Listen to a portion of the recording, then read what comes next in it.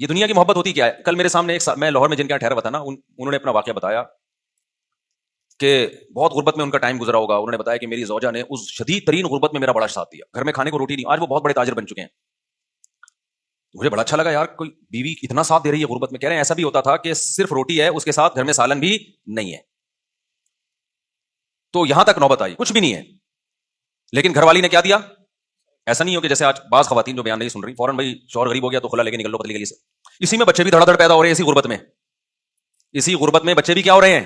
اللہ پہ توکل بھی ہے نا، حالانکہ وہ کوئی زیادہ کوئی مولانا بھی نہیں ہے، کوئی ایسا بھی نہیں، کوئی بہت زیادہ دیندار سمجھے جاتے ہوں. ایسی نارمل ایک تاجر ہے، بزنس مین ہے، اولاد بھی نہیں روکی، گھر میں کھانے کو روٹی نہیں ہے، بچے بھی پیدا ہو رہے ہیں کہ کھلانے والا کون ہے؟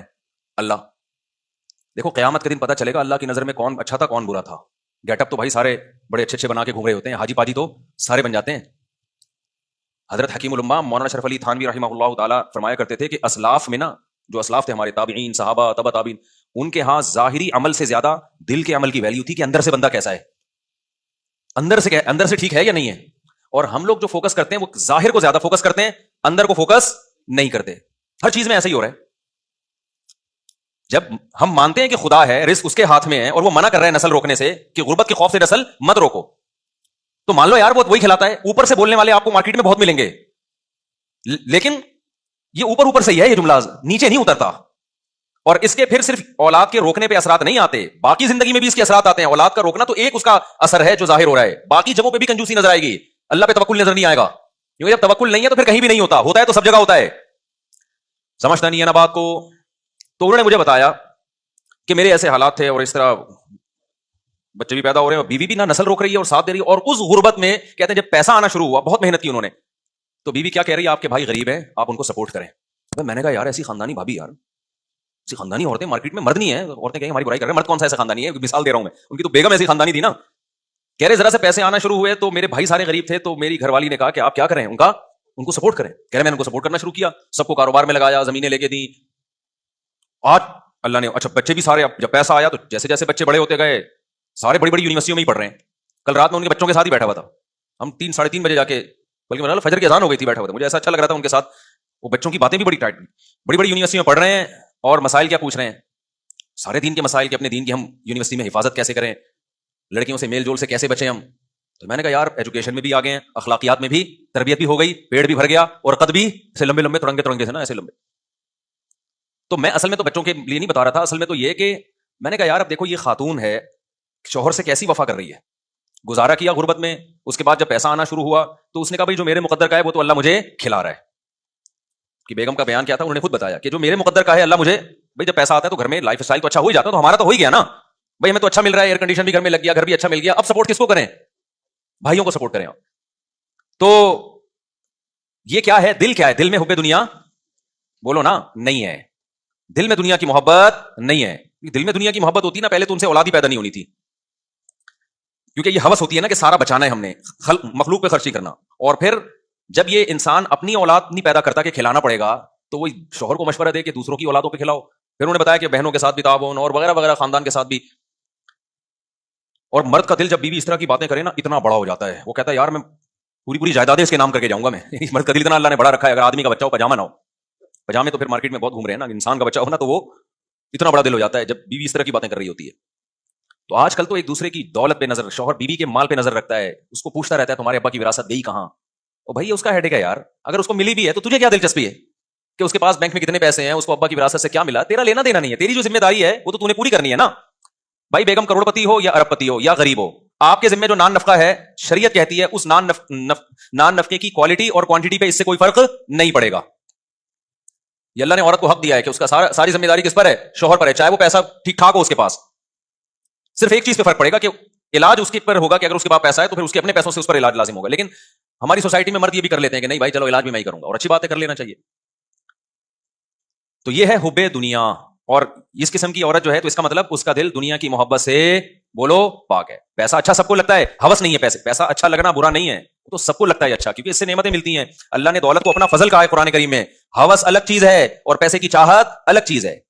آج ہوس ہے، لالچ ہے، غیر اخلاقی طریقے سے کمانا، بٹورتے رہنا. میں آج کیا ہوتا ہے جو خواتین بیان نہیں سن رہی، جب وہ شادی ہو کے گھر میں آتی ہیں شوہر کے، تو ان کی خواہش ہوتی ہے کہ بھائی یہ بہنوں کو کیوں کھلا رہا ہے، یہ اپنے بھائیوں کو کیوں کھلا رہا ہے، یہاں تک کہ اپنی ماں کو کیوں کھلا رہا ہے، یہ اتنی ٹینشن. اور میں نے دیکھا ہے اپنی زندگی میں کیسے مرد کے دماغ کو ایسا قبضے میں کیا ہے کہ وہ کسی قابل نہیں رہا، وہ کہیں خرچ نہیں کرتا. اچھی بھی ہیں الحمدللہ، جیسے میں نے آپ کے سامنے ایک مثال دی ہے. اور مردوں میں بھی دونوں قسم کی بیماریاں پائی جاتی ہیں. عورت کے کما رہے ہیں بیگم سے کہ تم کما کے لاؤ. یہ بات تو میں بار بار کہتا ہوں، شدید مجبوری نہ ہونا میرے بھائی.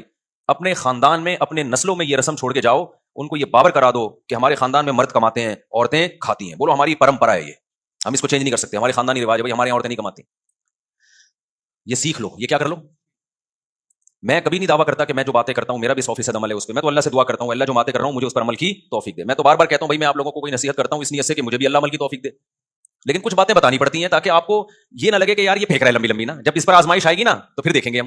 اللہ بچائے ہمیں آزمائشوں سے. میں نے بتایا مجبوری کے حکام تو الگ ہے. اب قحط پڑا ہوا ہے تو پھر تو بیگم جاب کر رہی ہے، مرد کی جاب نہیں ہو تو ایک مجبوری ہے نا. بھیک مانگنے سے تو بہتر ہے کہ کوئی تو کما لے. تو میرے تو آمدن بھی بہت کم تھی اور میرے 3 گھر تھے، عرصے سے تو میرے 3 ہی چلے آ رہے ہیں نا. تو آپ کا کیا خیال ہے مجھے ضرورت نہیں پڑی ہوگی اتنے بچوں کو پالنے کے لیے کہ بیگم کو میں اجازت دے دوں بھائی؟ اور جاب بھی کہاں، مدرسے میں پڑھانے کی، اسکول میں پڑھانے کی. میں نے کہا نا، مدرسے میں پڑھانا تو فری پاکٹ میں. کیوں بھائی؟ ہماری خاندان میں یہ اب تک چلا آ رہا ہے اور آئندہ ہم اپنی نسل میں چلائیں گے. بھائی ہمارے خاندان میں کمانا کس کا کام ہے؟ مرد کا. عورت کا کام کیا ہے؟ کھانا. اس پہ ہمیں کیا ہے بھائی؟ فخر. نہیں آئی بات میرا خیال ہے سمجھ میں؟ تو یہ رسم چھوڑ کے جاؤ بھائی. ہم لوگ کیا نہیں عورتیں کماتی ہیں، ہم لوگ کیا مرد کماتے ہیں. خدا کی قسم ایسا اچھا خاندانی نظام چلے گا نا تمہارا، اتنا ٹائٹ نظام چلے گا. بچے تمیز سے پلیں گے، بچے پیدا بھی تمیز سے ہوں گے، ان کو ماؤں کی محبتیں بھی پوری ملیں گی اور تمہیں بیویوں کی محبت بھی پوری ملے گی. ایک دفعہ اگر عورت کے ہاتھ کی کمائی مرد کے منہ کو لگ جائے نا، وہ بہت اپاہج بن جاتا ہے. اس کو ایسے مزے لگ جاتے ہیں نا فری پھوکٹ کے کھانے کے. کیونکہ جن قوموں میں یہ رواج آیا ہے نا، دیکھو کچھ برائیاں ایسی ہوتی ہیں ان میں بریکیں نہیں ہوتی، وہ ہمیشہ بڑھتی ہیں. مثال کے طور پر ابھی جاپان کے بارے میں رپورٹ آئی کہ نسل ختم ہوتے ہوتے جاپان کا دیوالیہ ہونے والا ہے. ابھی رپورٹ ہی ہے جاپان میں، پتہ ہے آپ کو؟ ان کے بچے پیدا ہونا ختم ہو گئے نا، تو بڈھے بڈھے بڈھے اتنے تنگ آئے ہوئے ہیں جاپانی. سویڈن کا صدر تو ایک دفعہ تقریر میں رو پڑا تھا کہ ہمارے یہاں بڈھے بڈھے ہو رہے ہیں. وہ تو کورونا نے کچھ فضل کیا، بہت سارے بوڑھوں کو شارٹ کر دیا، ورنہ تو وہ پاگل ہو گئے تھے کہ بھائی کوئی کما تو رہا نہیں ہے، سارے کھا ہی رہے ہیں بیٹھ کے. تو وہ باہر سے لوگوں کو بلاتے ہیں، لیکن ان کی اپنی قومیں ختم ہو رہی ہیں. ایسا کیوں ہوا؟ جب انہوں نے فیملی پلاننگ کو شروع کیا تو ان کے ذہن میں یہ نہیں تھا کہ یہ یہاں جا کے بند ہوگا. ان کا خیال تھا ابھی ہم 2، پھر ہم کہیں گے اب 3 کر دو، پھر دوبارہ 2 پہ آ جاؤ. یہی تھا نا. ابھی تو ہماری آبادی بہت ہے تو ہم ایسا کرتے ہیں 2 پہ لے آتے ہیں، بلکہ 1 پہ لے آتے ہیں تاکہ آبادی ذرا سے بھی نہ بڑھے. پھر تھوڑے دنوں میں ہم 2 پہ لے آئیں گے، پھر ہم 3 پہ لے آئیں گے. جب کم ہونے لگے گی تو ایک تمیز سے چلیں گے. یہ کیا مسلمانوں کی طرح کہ برساتی مینڈکوں کی طرح بچے پیدا ہو رہے ہیں ان کے؟ وہ ہمیں یہ کہتے تھے خرگوش کی طرح بچے ہو رہے ہیں، کوئی پلاننگ نہیں ہے اور کوئی اس کے لیے وہ غربت سے مرے جا رہے ہیں، پیٹرول مہنگا ہو رہا ہے اور پھر بے فارم میں ایک نیا بچہ آ گیا. جی بے فارم کے فارم نہیں ہے ان لوگوں کے پاس، اتنا غریب ملک، کاغذ باہر سے ادھار لے رہی ہے، وہ بچے ہی ڈالے جا رہے ہیں اس میں. ایک جاہل قوم. وہ ہمارے بارے میں یہ کہتے ہیں. ہم نے دیکھو کیسے مینج کیا سسٹم کو اور کیسے زبردست. تو کچھ گڑبڑیں ایسی ہوتی ہیں کہ وہ شروع آپ کرتے ہیں، کنٹرول میں آپ کے نہیں ہوتی. تو یہ ہوا ہے ان لوگوں سے. اب ناروے ایک بچہ پیدا کرنے پر 24 لاکھ روپے دے رہے ہیں پاکستانی. یہ 24 لاکھ پچھلے سال کی رپورٹ ہے جب کرنسی کی، اب تو وہ 36-35 لاکھ بن چکے ہوں. آپ ناروے کی نیشنلٹی لو اور کوئی کام نہ کرو وہاں جا کے، صرف یہی کرو، ملتے رہیں گے آپ کو. وہ کہہ رہے ہیں ہماری قوم بڑھے، نیشنلٹی نہیں ہے پھر نہیں دیں گے. وہ کہیں گے جب ہماری قوم کا بندہ بن گیا تو پھر ہوگا. تو یہ کیوں ہو رہا ہے وہاں پہ نسلیں؟ اور 50-60 سال کے بعد آپ دیکھو کہ جاپان میں پشتو چل رہی ہوگی انشاءاللہ. آپ دیکھو گے پشتو ہوگی، کیونکہ ہمارے جو پشتون تاجر ہیں پشاور سے اور افغانستان بہت جا رہے ہیں وہاں پہ. چپلی کباب دبا کے کھلا ہوگا، میڈ ان جاپان چپلی کباب ہے. یہ حقیقت بتا رہا ہوں آپ کو، آپ مذاق نہ سمجھو. لیکن آپ کو اس لیے بھی یقین نہیں آ رہا کہ 50 سال بعد ہم زندہ ہی نہیں ہوں گے. اگلی نسلیں اگر یہ ہمارا بیان سنیں گی تو وہ کہیں گی تو جاپان تو ہی پٹھانوں کا ملک، تو مفتی صاحب یہ باتیں کیسی کر کے گئے ہیں؟ تو 50 سال کے بعد 60-70 سال میں ماحول چینج ہو چکا ہوگا نا. تو کہیں گے اس میں ہنسنے کی کیا بات ہے یار، یہ اتنا مفتی صاحب اس بات کو بیان کر کے اچھا یہ جاپان تو ہے ہی، جاپان خان اس نے بنایا تھا یہ. کیونکہ جب چینج، بہت سے کنٹری ایسے ہیں جن میں جو اصل قومیں تھیں وہ ختم ہو چکی ہیں. یونان جو ہے نا، یونان، اس کے بارے میں آپ ہسٹری اٹھا کے دیکھیں، انہوں نے بہت صدیوں پہلے فیملی پلاننگ پہ عمل کیا تو ان کی نسل گھٹتے گھٹتے اصل قوم ہی ختم ہو گئی ہے. دوسری قوم ہے جس کو یونانی کہا جاتا ہے، اپنے ہی ہاتھوں مر گئے، ختم. وجہ کیا ہے کہ جب آپ گروتھ ریشو کو کم کرتے ہیں نا تو آپ کو لوگوں کا یہ ذہن بنانا پڑتا ہے کہ بچے جب کم ہوں گے تو آپ کی جیب پہ بوجھ کم آئے گا، ان کی تربیت آسان ہوگی. یہ بوجھ ہے بچے. ایک دفعہ آپ کے ذہن میں، آپ کو ان کے دماغ میں یہ ڈالنا پڑتا ہے کہ یہ نعمت نہیں ہے، یہ کیا ہے؟ یہ بوجھ ہے. یہ سافٹ ویئر انسٹال کیے بغیر کوئی نسل روکتا نہیں ہے. قرآن نے کیا کہا؟ یَهَبُ لِمَن یَشَاءُ اناسا، جس کو چاہتا ہوں بیٹیاں گفٹ کرتا ہوں اور جس کو چاہتا ہوں بیٹے گفٹ کرتا ہوں. ہبا گفٹ کو، انعام تحفے کو کہتے ہیں. او یزوجہم ذکرانا و اناسا، جس کو چاہتا ہوں دونوں گفٹ کرتا ہوں، بیٹے بھی دیتا ہوں بیٹیاں بھی. اور جمع کا صیغہ لایا اللہ تعالیٰ، ایک بیٹے کا تو یا ایک بیٹی کا تو ذکر ہی نہیں کیا. اور عربی میں جمع کم از کم 3 افراد، یعنی کم از کم 6 سے تو نصاب شروع ہو رہا ہے. اب قرآن نے جو سافٹ ویئر ڈالے صحابہ اور تابعین کے ذہن میں جو انسٹال کیے وہ یہ کہ اولاد گفٹ ہے. اب بتاؤ گفٹ کو خرچ کرنے میں، لینے میں پلاننگ ہوتی ہے یا خرچ کرنے میں پلاننگ ہوتی ہے؟ مثال کے طور پر ایک بندہ آیا میرے پاس، ایک لفافے میں 50,000 روپے دی، مفتی صاحب یہ گفٹ ہے. مفتی صاحب نے گھننے بن کے یوں کر کے ڈال لیے جیب میں. ادھر سے آیا 50,000 گفٹ یوں کر کے ڈال لیے. ادھر سے آیا 1 لاکھ گفٹ, ہوتا نہیں ہے ایسے, کچھ تو ہونے دو نا. ادھر سے آیا, اچھا نعت خوانوں کو بڑے پیسے ملتے ہیں. کل میں جلسے میں گیا نا, بڑی پیاری نعت پڑی بندے نے, بڑا مزہ آیا. لیکن جب کوئی اچھا شعر پڑتا لوگ آتے ہیں, یہ لو بھائی چپکے سے مٹھی میں پیسے رکھے. ہمارا 2 گھنٹے بیان ہوا, ہم نے بڑی اچھی باتیں کی, لوگ ایک دم جوش میں آتے ہیں, لیکن کوئی ہل بھی نہیں رہا. ہم نے کہا چلو یار نعت خوانوں کے مزے بہت ہیں. اچھا ادھر سے 50,000 آ رہے ہیں. اب کوئی کہے مفتی صاحب اتنے پیسے لے رہے ہو, بغیر پلاننگ کے پیسے ہی آتے چلے جا رہے ہیں, یہ تو ٹھیک نہیں ہے. میں کہوں گا آئیں جتنے بھی, اس کے لیے پلاننگ کی ضرورت نہیں ہے. پلاننگ کی ضرورت ہوگی خرچ کرنے میں. یہ پلاننگ کا موقع نہیں ہے, کیونکہ گفٹ تو جتنے آ جائیں اچھا ہے بھائی, جتنے آ جائیں. لاکر بڑا بنوا لوں گا میں, ایک اور اکاؤنٹ کھلوا لوں گا میں, جیبیں بڑی کروا لوں گا میں. گفٹ کبھی کوئی نہیں روکتا. پلاننگ گفٹ لینے میں نہیں کی جاتی, گفٹ کو خرچ کرنے میں کی جاتی ہے. کہ ایسے ہی اڑاؤ نہیں, اب اتنے آ گئے ہیں تو اب شادی تو ہو نہیں سکتی, اب کیا کریں ہم اس سے. پہلے تو پلاننگ آسان تھی میرے لیے. اب بھائی ایسا کرتے ہیں کہ بچوں کو ہم ذرا اور اچھے اسکول میں ڈال دیتے ہیں, ذرا اور تگڑی فیسیں ہو جائیں گی ان کی, اور یہ کر دیتے ہیں, یہ کر دیتے ہیں. ہاں بغیر پلاننگ کے اڑانا شروع کر دو گے تو یہ نعمت کی ناقدری. تو اللہ میاں نے قرآن میں جو ہمیں سافٹ ویئر انسٹال کیے نا, مسلمان سوسائٹی کو جو قرآن پڑھتے ہیں, ان کو یہ بتایا کہ اولاد یہ بوجھ نہیں ہے, بلکہ یہ کیا ہے, گاڈ گفٹڈ ہے, یہ خدا کی طرف سے گفٹ ہے. اب جب گفٹ ہے تو گفٹ آنے میں پلاننگ نہیں ہوتی, جب آ گئے تو پھر پلاننگ کرنی ہے تاکہ ضائع نہ ہو. کہ اس کو ڈاکٹر بنانا ہے, اس کو عالم بنانا ہے, اس کو مفتی بنانا ہے, اس کو کیا بنانا ہے, انسان کا بچہ بنانا ہے, کیسے بنانا ہے, کون سے اسکول میں بھیجیں, کس بزرگ کے پاس بھیجیں, کس کے بیان سنائیں, چرسیوں میں بیٹھ رہے ہیں تو اس سے کیسے بچائیں ہم اس کو, صبح شام ایسا نہ پب جی کھیلتے کھیلتے زندگی گزر جائے. تو پلاننگ اس اولاد کا کیا استعمال ہے, اس میں پلاننگ ہوگی. ہمارے یہاں فیملی پلاننگ والوں نے الٹے کام شروع کر دیے, اولاد پیدا کرنے میں پلاننگ شروع کر دی کہ پلاننگ سے پیدا ہوں گے, پہلے ایک ہوگا 25 سال کے بعد دوسرا, بعض دفعہ ہوتا ہی نہیں 25 سال کے بعد دوسرا, یہ آپ کے اختیار میں ہے ہی نہیں. اب اس الٹی پلاننگ کا جو نقصان ہو رہا ہے نا, بڑا نقصان, میں بار بار کہتا ہوں, لڑکے اور لڑکیوں کی گروتھ ریشو کی ایسی کی تیسی ہو گئی. اب جس کو سب کو 2 بچے چاہیے, تو جس کو بیٹا مل گیا وہ تو نسل روکے گا, جس کو نہیں ملا وہ 5-5 6 بیٹیاں ہو جاتی ہیں بیٹے کی لالچ میں, وہ 6 بیٹیوں کے بعد جا کے نسل روکے گا. بیٹے 1 یا 2 اور بیٹیاں 6.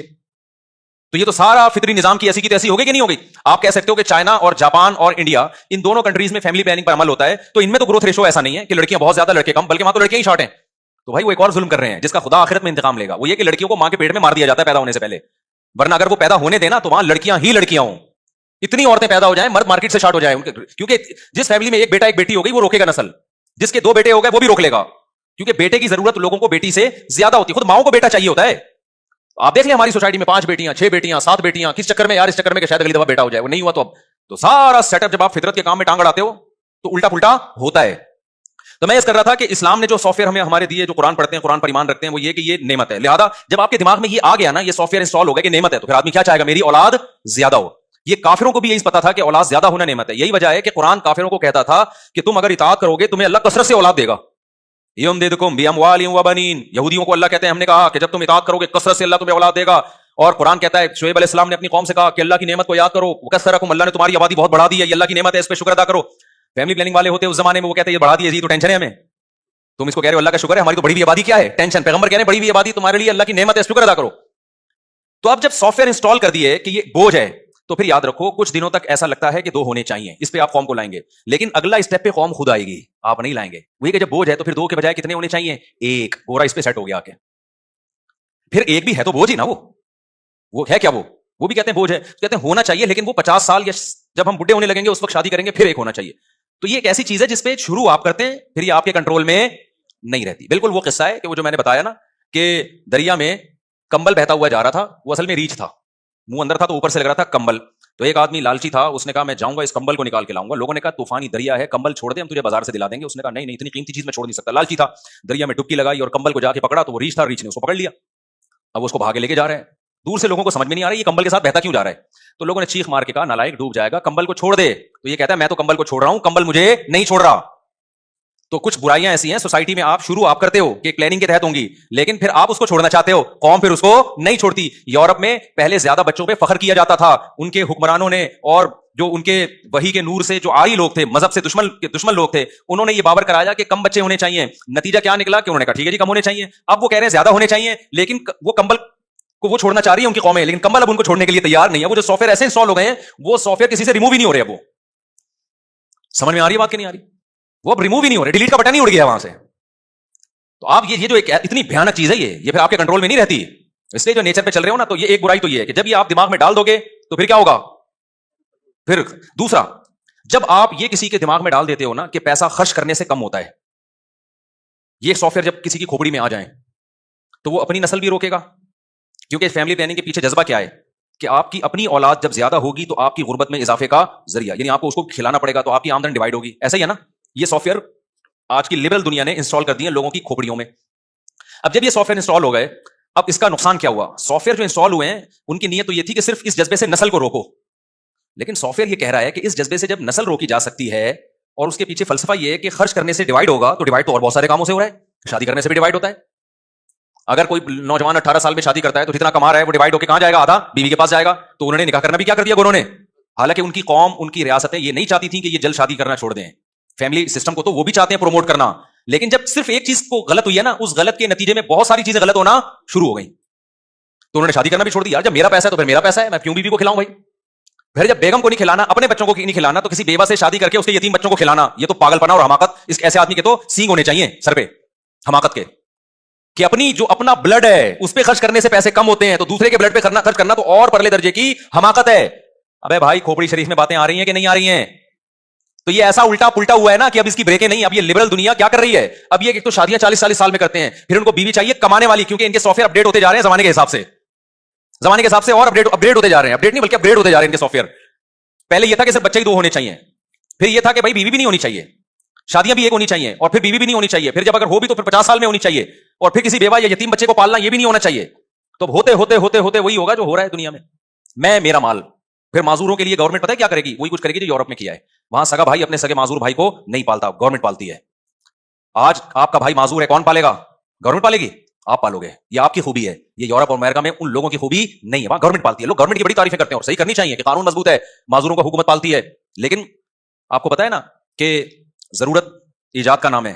تو یہ ضرورت تھی سوسائٹی میں جس کی وجہ سے یہ قانون ایجاد ہوا ہے, کیونکہ وہاں گورا پالنے کے لیے, وہ اپنے بوڑھے باپ کو پالنے کے لیے تیار نہیں ہے. تم جب پہلے اولاد روکی نا, پھر ابا بھی روکو. ابا کو تو روک سکتے نہیں کیونکہ ابا پہلے پیدا ہوتے ہیں, بچہ بعد میں پیدا ہوتا ہے. تو ابا کو روکنے کا یہ کہ ابا پہ خرچ نہ کرو, میرا پیسہ ہے تو میں نا. تو گورنمنٹ نے کہا یار یہ تو روڈوں پہ بیچارے بوڑھے پڑے ہوئے ہوں گے یہاں پہ, تو انہوں نے بڑا اچھا نظام بنایا, اولڈ ہاؤس بنایا, کہ یہ بوڑھوں کو ہم جا کے بڑی تعریف کرتے ہیں, دیکھو گورنمنٹ یہاں بوڑھوں کو کتنا اچھا کھلاتی, کتنی کیئرنگ حکومت ہے. ایک ہماری حکومت ہے, مار دیا بڈھوں کو. حکومتوں نے یقیناً مارا ہے, پبلک نہیں مارتی. پبلک غریب ٹماٹر بیچے گا, اپنے بوڑھے باپ کو گلے سے لگا کے رکھے گا گھر میں. یہ جذبہ گورے میں بولو نا نہیں ہے. کروڑ پتی ہوگا, ابا کو ایک سیب نہیں کھلائے گا, الا ماشاءاللہ چند واقعات تو ہر جگہ ہوتے ہیں. اور یہ میں ایسی باتیں نہیں بتا رہا, ہوائی باتیں. تو اب معذوروں پہ خرچ گورنمنٹ, لیکن اللہ میاں نے دوسرے طریقے سے ان سے انتقام لیا ہے کہ ٹیکس نکالو ان سے, ٹھیک ہے, ٹھیک ٹھاک طریقے سے. یار ہمیں زکات 2.5% دیتے ہوئے موت آتی ہے, اللہ نے ٹیکس کا نظام ہم پر مسلط کر دیا. ان سے زبردستی چھینو جس پہ ان کو ثواب بھی 2% کا نہیں ملے گا, ثواب بھی نہیں ملے گا. جو زکات پہ ثواب ملتا ہے, فری پھوکٹ میں معذور بھائی پہ خرچ کرنے کا ثواب ملتا ہے, فری پھوکٹ میں ماں باپ کو کھلانے کا ثواب ملتا ہے, ٹیکس پہ وہ ثواب, میں نہیں کہتا کہ گناہ ملتا ہے ٹیکس دینے پہ, ثواب بھی ہو سکتا ہے ملتا ہو, وہ والا نہیں ملتا جو اپنی مرضی سے. تو آپ کے باپ کو بھی دینا ہے, یہ آپ کے باپ کو بھی دینا ہے. اور ان ملکوں میں کم از کم ٹیکس لے کے خرچ انسانوں پر ہو جاتا ہے, ہمارے یہاں تو وہ بھی نہیں ہو رہا. کھوپڑی شریف میں بات آ رہی ہے کہ نہیں آ رہی ہے؟